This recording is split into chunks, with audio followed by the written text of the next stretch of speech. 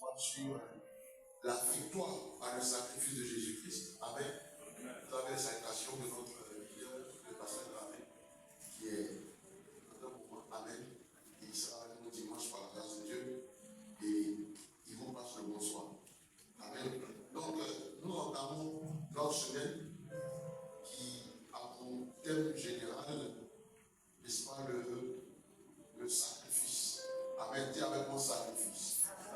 Voilà, le mystère du sacrifice dans le christianisme. Amen. C'est le thème de la semaine.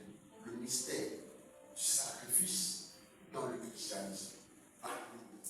Alléluia. Alléluia. Aujourd'hui, nous entamons le sous-thème qui est la victoire par le sacrifice de Jésus-Christ. Amen. Alors je vais naturellement lire la Bible dans le livre de Genèse chapitre 3, verset 14 à 15, verset 21, et Hébreux chapitre 7, verset 25 à 28. On va aller rapidement. Genèse chapitre 3, verset 14 à 15. Nous lisons la parole de Dieu.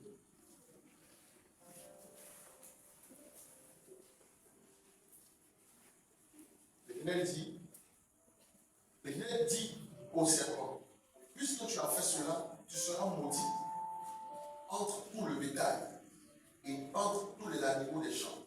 Tu marcheras sur ton ventre et tu mangeras de la poussière tous les jours de ta vie. Au verset 15, qui est le plus important, je mettrai une inimitié entre toi et la femme, entre ta postérité et sa postérité. Celle-ci t'écrasera la tête et lui, tu lui blesseras le talon. Alléluia. Amen. Et on va aller dans Hébreux chapitre 7, verset 25 à 28 très rapidement. Je lis. C'est aussi pour cela qu'il peut sauver parfaitement ceux qui s'approchent de Dieu par lui, étant toujours vivant pour intercéder en leur faveur. Il nous convenait en effet d'avoir un souverain sacrificateur comme lui, saint, innocent, sans tache, séparé des pécheurs et plus élevé que les cieux, qui n'a pas besoin, comme les souverains sacrificateurs, d'offrir chaque jour des sacrifices, d'abord pour ses propres péchés, ensuite pour ceux du peuple, car ceci il a fait une fois pour toutes en s'offrant lui-même. En effet, la loi établit souverain sacrificateur des hommes, sujet à la faiblesse, mais la parole du serment qui a été faite après la loi établit le Fils qui est parfait pour l'éternité. Parole du Seigneur, on reste assis. Seigneur, bénis ta parole, que je diminue et que quand tu croisses, fais de moi ton base au nom de Jésus-Christ. Amen. Alors nous parlons de la victoire par le sacrifice de Jésus-Christ. Alléluia. Amen. Vous savez, j'ai compris que la vie est un sacrifice. La vie est un sacrifice. Parce que si Jésus, ou du moins si Dieu, Abba, a eu la capacité de nous aimer et d'envoyer son Fils unique pour le sacrifier, ça veut dire que la vie en elle-même est un sacrifice. Tous les jours, nous nous levons le matin. Où les pères de famille se lèvent 4 heures du matin, 6 heures du matin, et ils vont chercher le pain pour la famille. Souvent, des mères se lèvent aussi à 4 heures du matin, et ils vont chercher le pain pour la famille. Alléluia. C'est un sacrifice. Des pères ou des mères irresponsables peuvent s'asseoir à la maison et ne rien faire, laisser les enfants dans la rue. Je vois souvent des enfants qui vont aller chercher le pain pour leurs parents. Alléluia. Mais je comprends que la vie en elle-même est un sacrifice. Mais si tu n'apprends pas à sacrifier dans ta vie, c'est que tu ne feras jamais la gloire de l'Éternel dans ta vie. Alléluia. La Bible dit que l'Éternel a tant aimé le monde qu'il a donné son Fils unique afin que quiconque croit en lui ne périsse point mais ait la vie éternelle. C'est un sacrifice. Comment lui, Dieu qui nous a créés, a pu être capable de sacrifier et nous ne sommes pas capables de le faire? Il pouvait dire à Abraham, donne-moi ton Fils unique. Abraham avait compris que ce Dieu était un Dieu de sacrifice. Si tu n'arrives pas à sacrifier, bien aimé, c'est que ça ne sert à rien que tu sois sur la terre. Souvent, tu peux te retrouver avec 1000 francs dans ta poche. Ton enfant dit, papa, j'ai faim. Il te laisse 1000 francs. Tu regardes les 1000 francs, tu as ton enfant. Oh, il faut comment? C'est mon enfant. Je lui donne. Je me sacrifie. La vie est un sacrifice. Alléluia. Et ce soir, nous parlons de la victoire par le sacrifice de Jésus-Christ. Nous avons la victoire par le sacrifice de Jésus-Christ. Non pas la victoire par nous-mêmes. Non pas la victoire par, je dirais, des offrandes, par les hôtels qu'on bâtit. Mais nous avons la victoire parce que quelqu'un dans les cieux a décidé de se sacrifier pour que nous ayons la vie éternelle. Amen. Alléluia. Amen. Quelqu'un a décidé. Quand nous lisons Hébreux chapitre, nous nous rendons compte qu'en réalité, Jésus avait le même niveau que les anges. Jésus avait le même niveau que les anges. Hébreux chapitre 1, verset 1 jusqu'à 6, vous pouvez voir là-bas. Amen. Jésus avait le même niveau que les autres. Ça veut dire qu'à un moment donné, l'Éternel avait décidé de restaurer son peuple, de restaurer ses enfants. Et il dit à son gouvernement, mais on fait comment? Comment je fais pour sauver cette créature? Je les aime trop, il faut que je les sauve. Parce que si je les laisse aller dans cette dimension, c'est pas sûr que je puisse les rattraper. Comment je fais? C'est ainsi que l'Éternel, Jésus, il n'est pas encore Jésus, il n'est que la parole. Il dit, bon, moi je viens sur la terre, moi j'accepte de venir. J'accepte de porter ce fardeau, j'accepte de venir accomplir cette mission que tu demandes. Il se sacrifie pour que nous ayons la vie.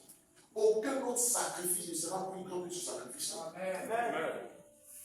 Aucun autre sacrifice ne sera plus grand que ce sacrifice. Aucun autre.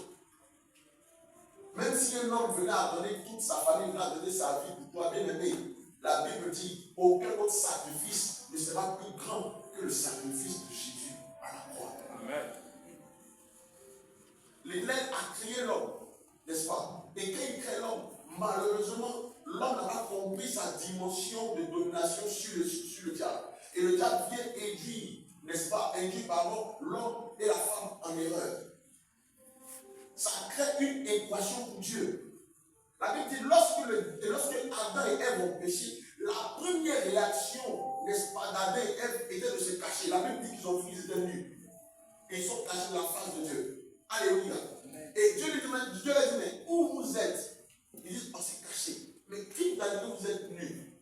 Tu avais su qu'il y avait eu un problème. Mais la Bible dit que l'Éternel fait quoi?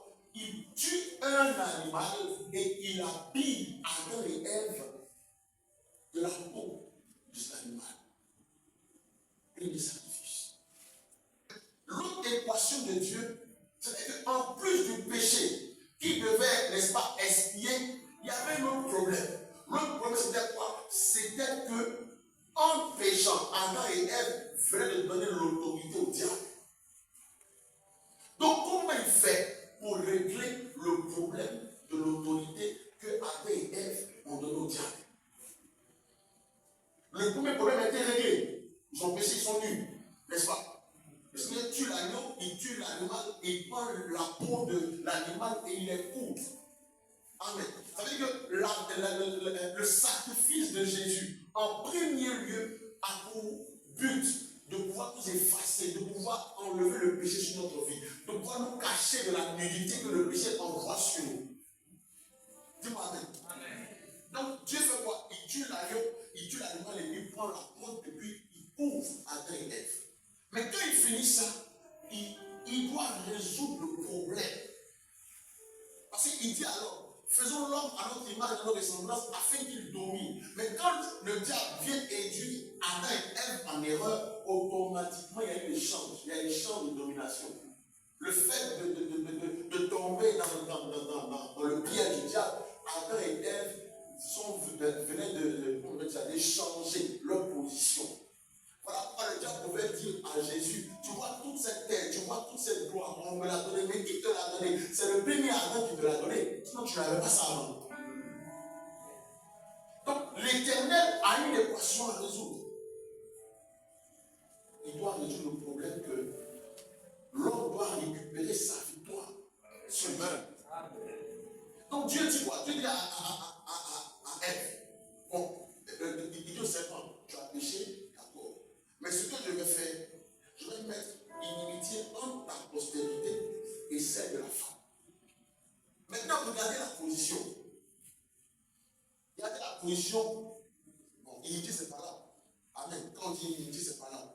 Regardez la position de l'unité. Il dit, celle-ci, c'est-à-dire la postérité de la femme, t'écrasera d'abord la tête.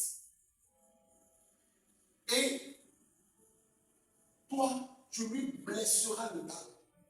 Ça veut dire qu'à la base, quand Dieu est en train de dire ça, n'est-ce pas, au serpent, ça veut dire que je vais rétablir l'autorité de l'homme sur toi. Alléluia.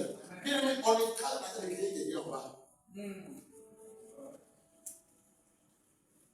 On écrase la tête de quelqu'un qui est déjà en bas. C'est pas ça. Donc Dieu a dit au serpent que peut-être que tu as réussi à changer la donne. Peut-être que tu as réussi à les envoyer dans l'erreur. Mais moi, l'Éternel, je vais rétablir ce problème. Amen. Alléluia. Amen. Et la Bible nous dit, quand Dieu finit de dire ça, il chasse avec elle. On a toujours pensé que cette parole s'adressait automatiquement à Jésus. C'est faux. Cette parole s'adressait aux premiers enfants d'Adam et Ève. Il dit la postérité de Ève va écraser toi, ta postérité. Alors qu'on sait que la première postérité de Ève, c'était Caïn et puis Abel. Alléluia. Donc le but du Seigneur, c'était que l'homme sorti de la femme devait automatiquement récupérer sa position en tant qu'autorité sur Dieu. Amen.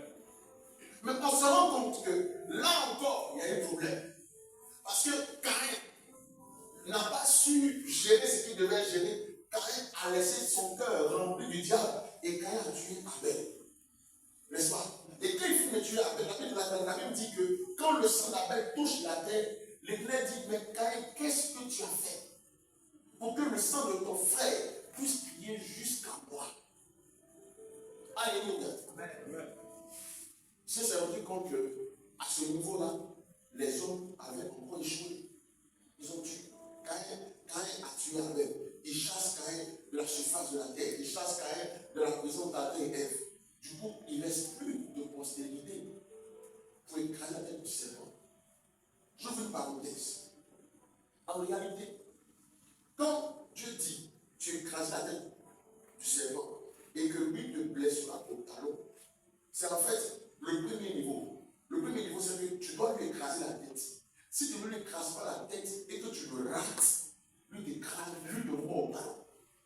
On sait que le talon est celui qui nous permet de pouvoir maintenir sur la terre, de pouvoir rester ferme. Mais si tout de suite on te blesse, alors tu ne pourras pas marcher, tu vas boiter.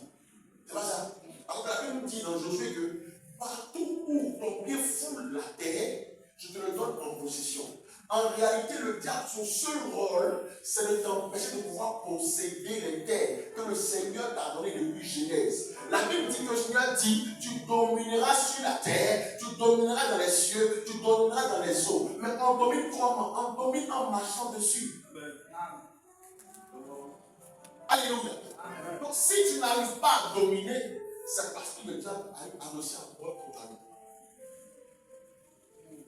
Est-ce que vous comprenez ce soir? Ce que les chrétiens oublient souvent, c'est que nous avons déjà la victoire. Nous avons déjà la victoire. Avant même que Jésus ne vienne, on a déjà la victoire depuis Genèse. Parce que dès que le Seigneur a positionné les choses, forcément, le diable, on doit écraser sa tête. Amen. On n'a pas dit Amen. Amen. Alléluia. Donc je referme la parenthèse. Donc, Abel meurt. Mais sur qui on va s'appuyer maintenant pour pouvoir accomplir cette parole? La Bible dit que le Seigneur fait grâce à Adam et Ève et puis il envoie un fils du nom de Seth. troisième fils d'Adam et Ève. Et c'est de cette généalogie que Jésus vient. Alléluia. Alléluia. Amen. Donc, quand Jésus vient, son premier rôle, c'est de naturellement effacer le péché. Mais son second rôle, c'est de nous donner la victoire sur l'ennemi, sur les œuvres de l'ennemi. Alléluia. Amen. Bien, mais le sacrifice de Jésus est la seule réalité qui te permet de dominer sur la terre et dans toute la réalité céleste au nom de Jésus-Christ. Amen. Est venu, mais ça n'a pas changé. Il a dit, bon, je fais comment? Quelle solution je crée? Comment je fais pour résoudre ce problème? Parce que l'homme doit récupérer sa condition. Et la Bible dit que Jésus est venu pour pouvoir régler ce problème. Dans l'Ancien Testament, on se rend compte qu'au temps de Moïse, il y avait un bouc qu'on appelait Azazel. La Bible parle du bouc d'expiation. C'est-à-dire que le souverain sacrificateur, il y avait le pavis pour le peuple faire, il y a le lieu saint, et puis il y a le lieu très saint. Le lieu très saint, bien aimé, c'est là où personne ne pouvait arriver, à part le souverain sacrificateur. Le sacrificateur avait la capacité de rentrer dans le lieu saint. Mais le souverain sacrificateur rentrait derrière le voile. Là-bas, il y avait un bol où il prenait le sang de ce bouc qui avait la capacité de recevoir les péchés du peuple de Dieu. On prend un bouc et puis on récite tous les péchés du peuple sur le bouc en question. On l'égorge et le sang, on récupère ce sang et le sacrificateur entre dans le lieu très saint et pose l'action. Voilà comment ça se passait. Alléluia.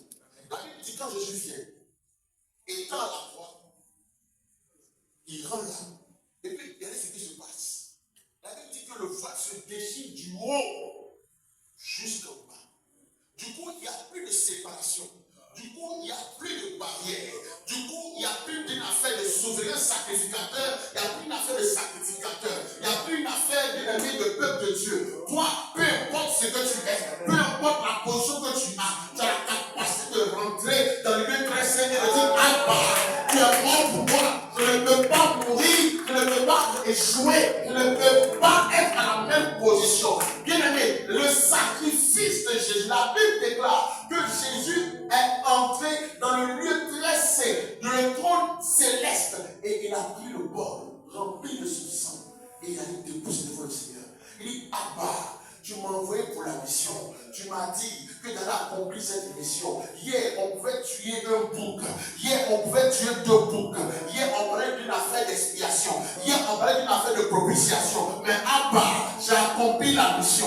Voici le sang. Voici la capacité qui me permet de te dire que ceux pour qui je suis mort à la croix, voici le sang qui leur donne accès à toi.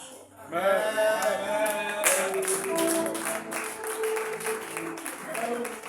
Wow. Chaque jour, le souverain sacrificateur devait faire des holocaustes, devait faire des sacrifices, d'abord pour lui-même et ensuite pour le peuple. Donc imaginez tout le temps que ça pouvait prendre. Mais la Bible déclare que Jésus est venu annuler tout ce processus. Et qu'il a eu tout ce processus, il dit, ah, comme tu as réussi ton plan, comme tu as réussi ma volonté, je te place, je te donne le nom au-dessus de tout nom. Amen. Quiconque voit ce nom fléchit genoux, quiconque entend ce nom, oh, la langue va confesser que tu es Seigneur. Et en plus du sang qu'il a déposé, la Bible dit qu'au travers de ce nom, nous avons la capacité de régner sur le diable. Nous avons la capacité de dire à la montagne, déplace-toi et va dans la mer. Nous avons la capacité de récupérer le niveau qu'on avait perdu en jeunesse. La victoire par le sacrifice de Jésus-Christ. Mais si les mots sont là, c'est par le sacrifice de Jésus-Christ. Amen. C'est par le sacrifice de Jésus-Christ. Il fallait résoudre ce problème. Il fallait créer l'équation. Quel souverain sacrificateur il fallait choisir? Quel souverain sacrificateur il fallait désigner pour aller apporter ce sang qui était plus précieux que tout.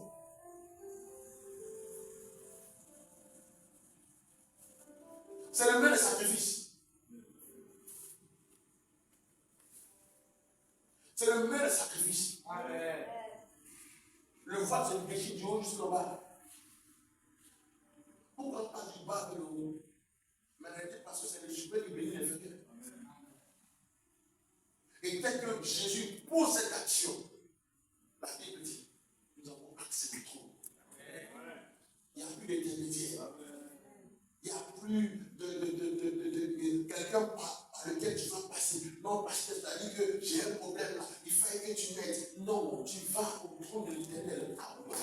Tu as envoyé Jésus pour que moi, qui étais né sous des sacrifices de poulet, sous des sacrifices d'eau, sous des sacrifices d'agneau, tu as envoyé Jésus pour que cette réalité puisse se taire. Par le sang de Jésus, je n'ai plus droit à faire autre sacrifice. Par le sang de Jésus, je n'ai plus droit à aller faire quoi que ce soit. Il suffit juste de m'approcher du trône de la grâce avec des prières, des supplications et d'une exauce. Oh, j'ai la victoire sur l'ennemi, j'ai la victoire sur le diable, j'ai la victoire sur le péché, j'ai la victoire sur l'échec parce que Jésus a mis une prière. Amen. Ce n'est plus l'affaire de non, tu es pécheur, tu n'as pas droit à rentrer. Imaginez-vous tout le peuple cette dimension de péché. C'est comme tu vas à la réception. Tu veux voir pasteur, alors pour qu'il prie pour toi. Imagine que tu viens, il y a un monde pas possible. Et le rôle des pasteurs, alors, c'est de prier uniquement que pour les péchés des gens.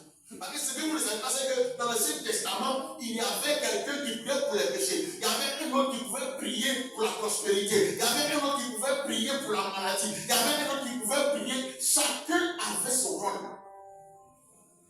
Donc imagine-toi tout ce monde. Tant que pasteur Allo ne rentre pas derrière le voile et qu'il ne reçoit pas la validation. La validation du sang qu'il est venu verser. Tant qu'un ange ne l'apparaît pas. La Bible dit que Zacharie était allé derrière le voile. Et bien la Bible dit que Zacharie a eu la visite d'un ange. Donc ça veut dire que tout souverain sacrificateur qui allait derrière le voile devait avoir d'abord un ange avant de venir dire au peuple que ton péché est pardonné. Hein? C'est quoi tout ça?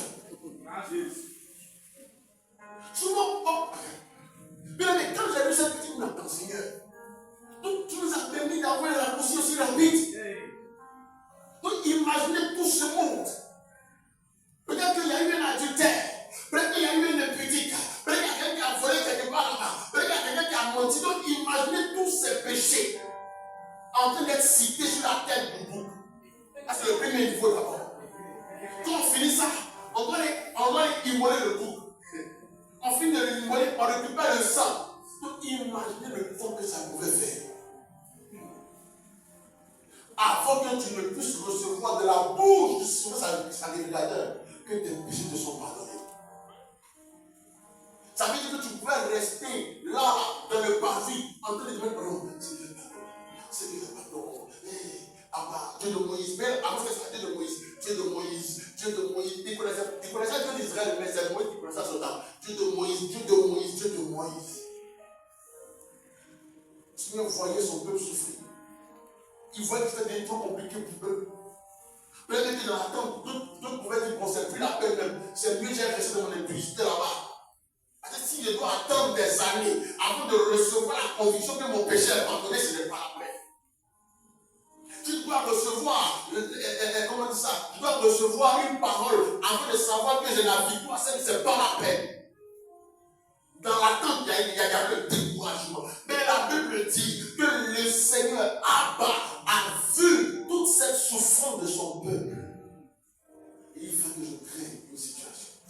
Il faut que je crée un raccourci. Il faut que je crée une opportunité pour que mon peuple puisse avoir accès à moi. Pour que mes enfants puissent venir pleurer à mes pieds quand ils en ont besoin. Lorsque leur cœur leur demande. Quand quand ils ne savent pas où aller, quand ils ne savent pas à qui se tourner, quand ils ne savent pas à qui s'adresser, quand ils n'ont pas de solution, quand ils n'ont personne vers qui parler, lorsqu'ils vont vers les hommes de Dieu, mais ces hommes de Dieu leur disent non, donne temps avant que je puisse te recevoir. Lorsqu'ils vont vers le père ou le mère et disent non, je ne veux pas t'aider, il faut que je crée une situation pour qu'ils entrent.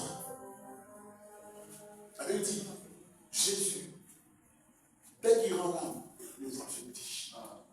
Je peux imaginer le visage des sacrificateurs ce jour-là. Et mais qu'est-ce qui s'est passé? Oh, c'est la malédiction. Bien aimé, la malédiction d'un homme peut ne pas être la malédiction de Dieu. L'homme peut voir une malédiction, mais Dieu lui voit la bénédiction. Ils ont dû penser qu'aujourd'hui, on est foutu. Aujourd'hui, on est mort. Comment ça s'est passé? Comment le temps peut se déchirer? Mais comment maintenant on va faire? Qui va aller maintenant dans le lieu très saint? Comment ça va se passer? Ils se sont posés toutes les questions. Mais ils ont oublié que Jésus leur avait dit, des jours en arrière, que je détruis le temple, mais je le rebâtis en 3 jours. Et quand Dieu dit je détruis le temple et que je le rebâtis en 3 jours, c'était pour dire que toute cette machination, toute votre jouet là, tout ce que vous faites pour fatiguer le peuple de Dieu là, moi je détruis ça.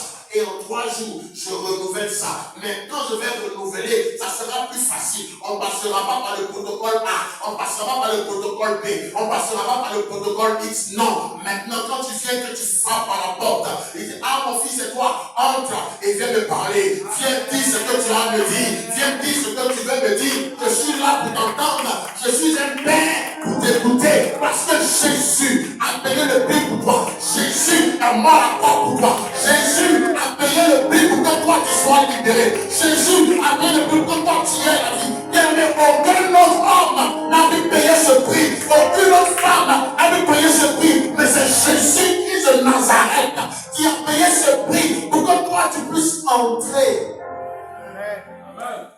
dans le lieu très saint.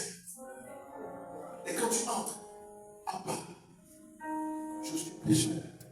Aie pitié de moi. Je sais que tu es le Dieu miséricorde. Peut-être que là, je n'ai pas su calculer. Peut-être que là, je n'ai pas su faire. Pardon. Et celui qui avoue ses péchés obtient miséricorde. Et celui qui avoue ses péchés obtient miséricorde. Le sacrifice de Jésus nous donne la capacité à la fois d'avoir nos péchés effacés, d'être restaurés et à la fois d'avoir la victoire sur le diable. Jésus a dit, je voyais Satan tomber comme un éclair. Bien aimé, en réalité, de façon spirituelle, le diable est tombé.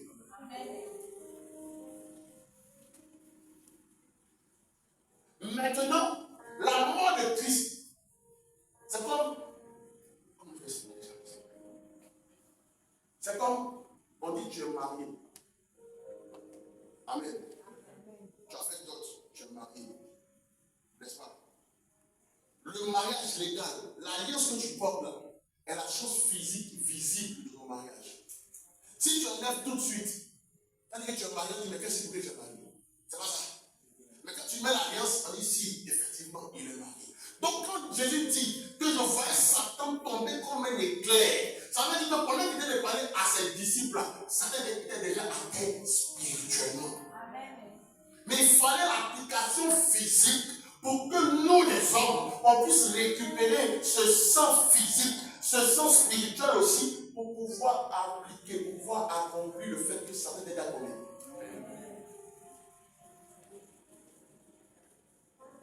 Est-ce que vous comprenez ce soir? Donc la mort de Jésus à la croix était un accomplissement. Était un accomplissement. Jésus n'est pas mort pour rien.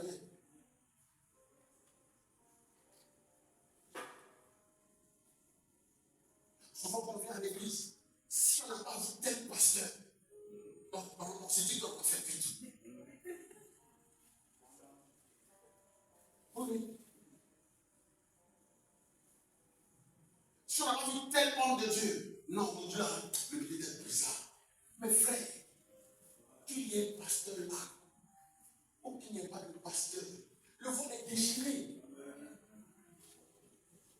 n'as plus besoin que je prenne ton sang pour envoyer là.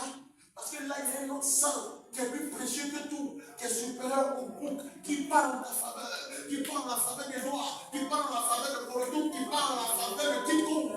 Donc moi, je viens juste là pour appliquer ce que le Seigneur m'a dit. Je suis juste un vase par lequel Dieu parle, mais je ne suis pas un vase par lequel le Seigneur efface ton péché, par lequel le Seigneur te donne la victoire. Non, tu as déjà la victoire depuis la croix de Golgotha. Tu as déjà la victoire depuis que Jésus est mort et ressuscité. Donc que je sois là, que je ne sois pas là, bien-aimé, tu viens pour rencontrer ton Jésus.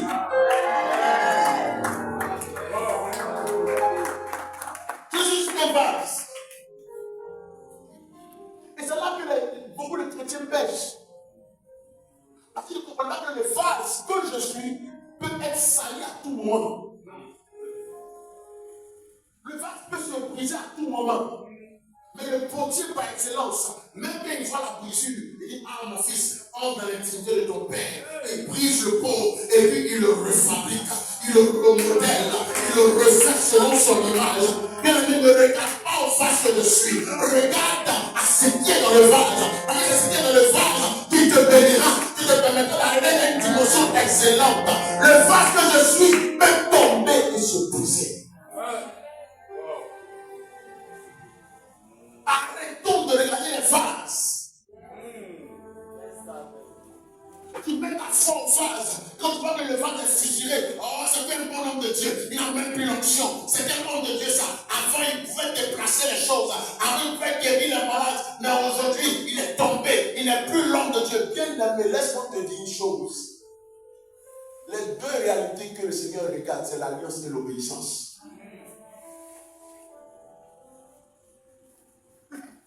Parce que si Dieu ne regardait pas l'alliance et l'obéissance, il allait frapper David. Le premier jour, David a tué Uri à cause de la fin des Uri.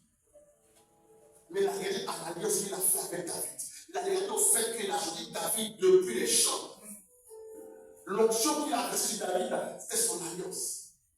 Premier niveau. Deuxième niveau, il regarde à l'obéissance de David. Il voit que David, peu importe ce qu'il doit faire, il va dans la présence de Dieu. Ah bah, là je dois aller en guerre, je fais comment? Ah bah, là je fais comment? Ah bah, je fais comment? Ah bah, je fais comment? Quand tu as derrière les deux, je te dis: bon d'accord. Une chose est sûre, tu as péché. Je vais tuer le fils que tu as eu avec Jéhovah. Mais toi et moi, c'est jusqu'à la gare. Arrêtons de regarder à la forme du vase. Le chrétien aime trop regarder la forme du vase. On met la foi en l'homme. On se dit qu'il est extra-homme. On dit homme de Dieu. Quand Dieu se tait, il est homme. Quand Dieu commence à parler, il est homme de Dieu. Bien aimé, nous sommes là pour récapituler. Laisse-moi te dire, arrête de mettre ta bouche où tu ne peux pas mettre. Si tu as entendu que l'homme de Dieu est tombé, frère, soeur, entre l'intimité, va prier pour lui.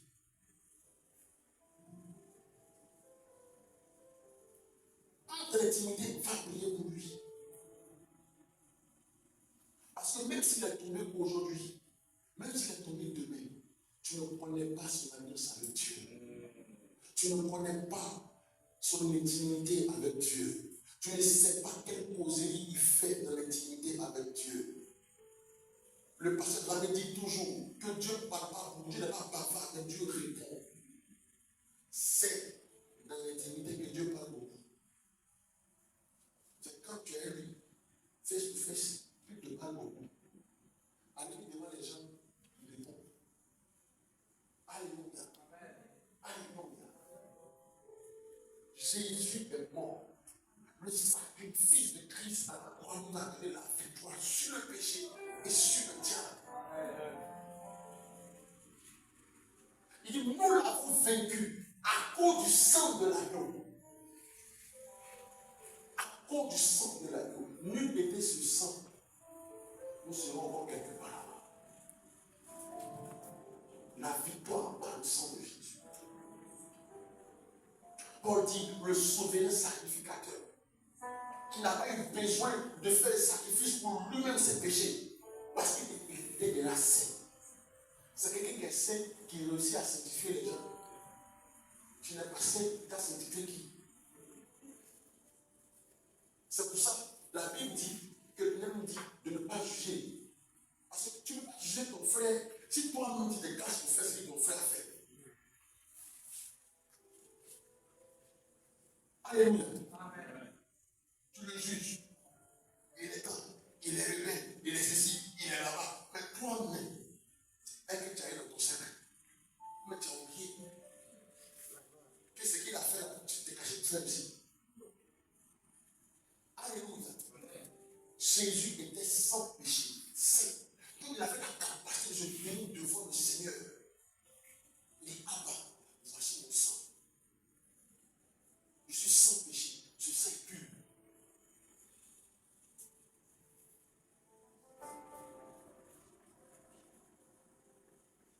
Alléluia.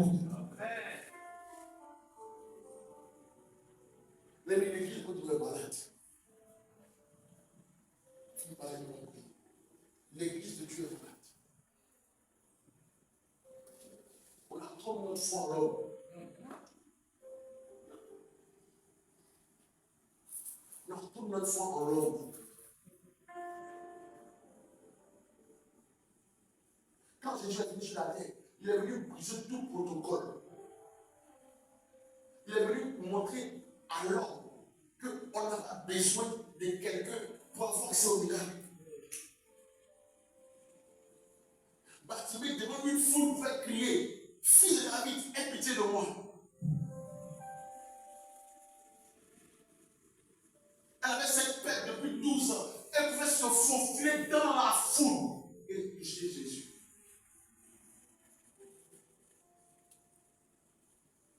La victoire par le sacrifice de Jésus. C'est le meilleur des sacrifices qu'on puisse avoir. Alléluia. Aucun autre sacrifice ne sera égal à son sacrifice. Si tu veux prendre tout ton argent, viens donner à l'église. Ils vont bouffer. Mais ça ne va jamais effacer ton péché. La seule réalité qui peut effacer ton péché, c'est que tu t'approches de Jésus. Amen. Seigneur, aie pitié de moi. Bartimée, fils de David, aie pitié de moi. Seigneur, aie pitié de moi.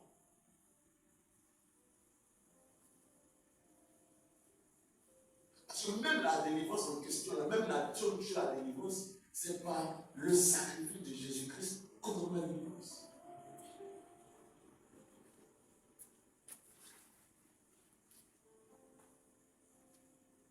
Alléluia. Alléluia. Ce sacrifice est le plus grand des sacrifices.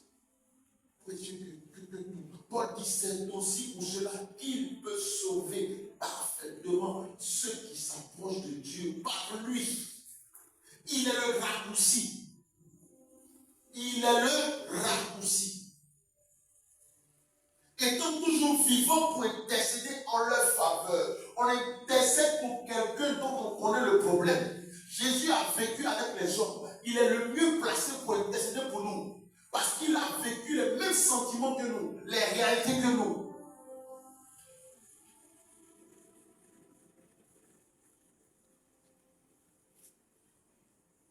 Qui n'a pas besoin, comme les souverains sacrificateurs, d'offrir chaque jour des sacrifices. D'abord pour ses propres péchés, ensuite pour ceux du peuple. Car ceci, il a fait une fois pour toutes. Amen. C'est qu'elle dit après le délai, il faut faire sacrifice pour pardonner des péchés. Il faut dire Amen. Dis Amen. À un moment donné, on a été un griffe foiré. Offrandage. Tu as 7 ans, fais 7 ans. Tu as 30 ans, il faut faire offrande. 1000 francs, il faut faire 30. Pour effacer tes péchés.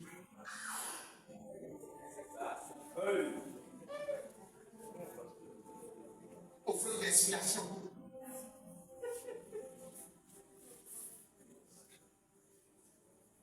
C'est écrit ici, Hébreux 7, verset 28, verset qui n'a pas besoin, comme les souverains sacrificateurs, d'offrir chaque jour des sacrifices, d'abord pour ses propres péchés, pour toi, le peuple t'attend. Le peuple attend que tu parles pour eux devant Dieu. Toi, tu parles que pour toi d'abord. Là même, il y a un problème. C'est-à-dire que toi, tu veux le pied du peuple d'abord. Attendez d'abord. Il y a un bon là.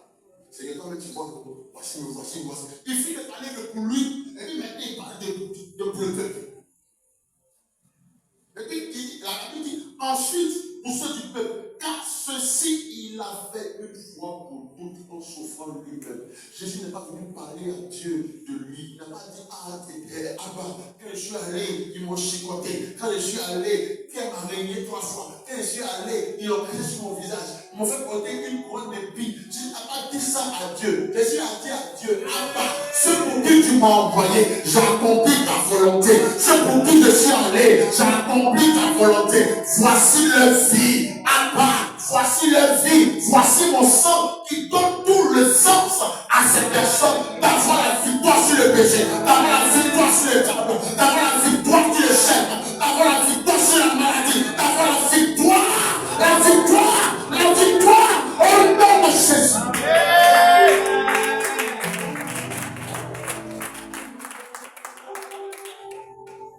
Il a pensé à nous d'abord. Il n'a pas pensé d'abord à lui. Et quand il finit de penser à nous, la Bible dit, il a dit, comme tu as compris la volonté, je fais de toi Seigneur, élevé au-dessus de tout, dans les cieux et sur la terre. Tout nom fléchit devant ton nom, toute langue confesse devant ton nom. Aucune réalité, en prononçant ton nom, n'a la capacité de rester, de lever la tête. Toute réalité abaissera la tête quand ils entendront Seigneur et Sauveur Jésus-Christ. Mais quand tu penses d'abord aux autres, le Seigneur pense d'abord aussi à toi. Quand tu penses à ton frère ou à ta soeur, Abba est obligé de penser d'abord aussi à toi. Arrêtons de penser à nous. Ça aussi, c'est notre message. On va aller là-bas. Alléluia. Alléluia. Jésus nous a donné la victoire par son sacrifice à la croix. Et c'est ce sacrifice, c'est cette croix que lorsque tu es dans une difficulté, tu rentres en prière et que tu positionnes le sang de Jésus.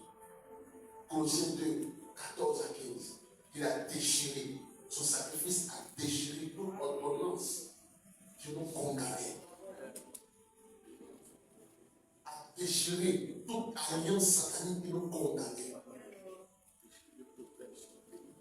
Quand tu as cette pensée, quand tu pries comme ça, bien aimé, même quand tu as une difficulté, tu te dis que c'est juste une épreuve que Dieu te donne.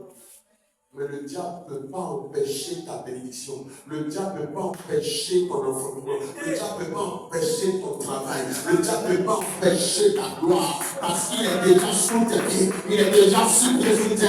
Il est déjà sous tes pieds. Tu lui écrases la tête sur lui. Tu lui écrases la tête par le sang de Jésus. Tu lui écrases la tête par la croix. Tu lui écrases la tête par le nom de Jésus. À tous les niveaux, tu lui écrases la tête. À tous les niveaux, tu es victorieux. On va sur la croix, tu es victorieux. On va sur le sang, tu es victorieux. On va dans les eaux, tu es victorieux. On va dans le ciel, tu es victorieux. Tu es victorieux par Jésus-Christ.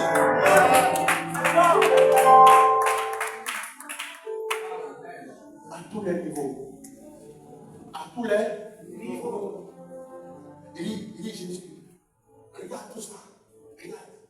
Cette gloire, on me l'a donnée. Prosterne-toi et je te la donne. Il dit non. Tu ne te prosterneras aucun, tu ne te prosterneras pas devant quelqu'un si ce n'est que devant Dieu. Il dit Jésus, regarde, il est écrit que si tu te jettes seulement, les anges viendront à toi. Il dit à rien de force. À tous les niveaux dans les airs, il a vécu. Sur la terre, dans la gloire, il a vécu. Bien écoutez, comment se fait-il que le diable attend que quelqu'un aille prendre l'étoile pour le mettre dans son garage? Pourquoi lui aussi ne prend pas les étoiles qui sont noires pour les faire asseoir à la table des rois? Mais il attend que l'étoile brille, et puis il voit l'étoile qui brille, et puis il va attaquer la personne. Il va prendre la personne pour mettre la personne dans son camp. Pourquoi? Parce que sait que faire, que de détruire, que d'égorger, que de tuer. Le gars ne sait pas créer. Il ne sait rien faire. Voilà pourquoi, quand le Seigneur envoie quelqu'un sur la terre et que l'étoile brille, il est là. Oh, ça n'est pas. Et l'étoile brille, ça là, s'il est de mon camp, ça peut faire quelque chose de bien, ça peut m'aider. Ça veut simplement dire que quand tu vois ça, tu es serré. C'est clair. Parce que mon étoile brille. C'est quand mon étoile brille, vous pouvez venir vers moi. C'est le même parce que celui qui a pris mon étoile. Qu'est-ce qu'il n'a pas? Même si mon étoile peut être un peu sale, il a la capacité de pouvoir essuyer mon étoile, de pouvoir la positionner, de pouvoir souffler dessus, de pouvoir me mettre. La Bible dit qu'il tire de la boue et fait asseoir la table du roi. Amen.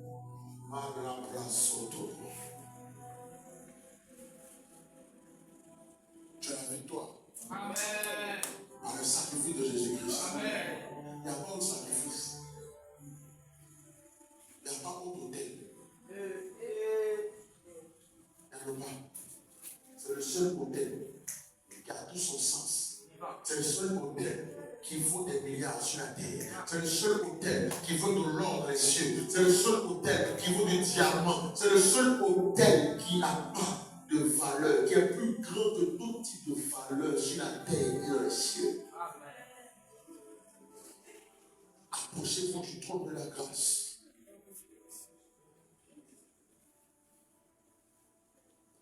Quand tu viens à Accès Côte d'Ivoire, ferme tes yeux sur le vase. Regarde Jésus. Jésus a dit, si vous m'avez vu, vous avez vu le Père. Toute personne qui parle de la part de Jésus, c'est Jésus. Quand il dépose le micro, qu'il arrive ici, il n'est plus Jésus. C'est quel moment? Toute personne qui s'arrête ici et qui parle de la part de Jésus, quand il finit et qu'il dépose le micro, qui sort, il n'est plus Jésus. C'est un homme. Voilà pourquoi quand tu arrives, peu importe le vase, s'il n'a pas de pied, respecte-le. Il n'a pas de main, respecte-le. Même s'il bègue, respecte-le. Parce que je ne sais pas que c'est dans cette infinité que Jésus aura sa gloire. C'est dans cette infinité que l'Éternel va te visiter. Tu vas lever. Toute difficulté te confronter. Je ne sais pas quel est le challenge auquel tu es confronté. Mais je sais pas de dire une chose. On finit tout à l'heure. En 10 minutes, je veux que tu actives le sacrifice de Jésus. Active le sacrifice de Jésus. Jésus n'est pas mort pour rien. Jésus n'est pas mort parce qu'il n'a pas envie de venir mourir. Non, cette affaire est trop sérieuse. Elle est trop sérieuse. Jésus est mort pour que toi, aucune situation ne puisse te dire non. Il dit que ton nom soit oui, que ton nom soit non. Avec Jésus, quand tu dis oui, personne ne peut dire non. Avec Jésus, tu dis non, personne ne peut dire oui. Est-ce que tu peux élever la voix ce soir et parler à la situation de la part de la croix de Jésus, de la part de sa